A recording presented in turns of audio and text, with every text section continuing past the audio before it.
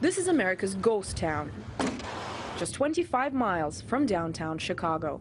Gary, Indiana, dubbed a symbol of urban blight by some, compared to post-evacuation Chernobyl by others. It is a sad thing, it really is, and very depressing when you see something like this in this kind of condition to just continue to age and continue to fall apart. This is the City Methodist Church. Today, it's an abandoned shell with rusted ceilings, rotting junk, and graffiti. When these sorts of sites fall into this kind of disrepair, it's almost like a neglect of one's own historical soul. Built in the 1920s, first a place of worship, later a community center, it is now at the forefront of Gary's decline.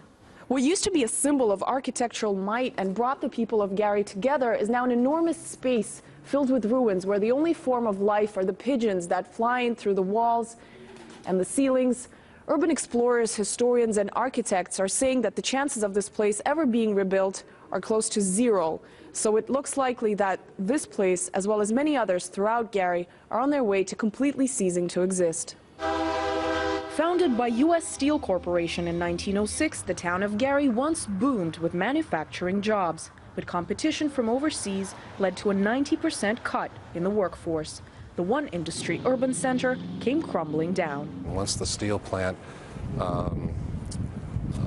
suffered its loss of 30,000 jobs, that meant that the population would grow smaller. That meant the revenues for the city would go down. And so as that accelerated and sort of snowballed, Gary's population has been cut by half as many fled in search of work. It is now almost exclusively African American, over 84%. Up to 1/3 are poor in one of the top 10 most dangerous cities in America. At 29, Alan has had no work for 3 years. There's really no job opportunity out here. I mean, it all depends on what you're looking for too, but then again, it's still nothing here.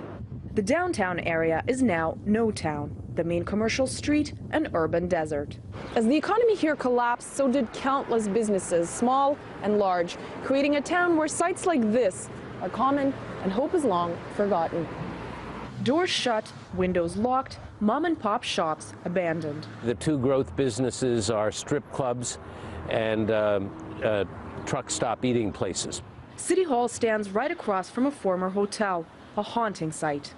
During Gary's peak years, places like this would become a temporary home for out-of-towners visiting this place. The hotel is now deteriorating, there are no windows left, and a police car is outside making sure squatters don't get in.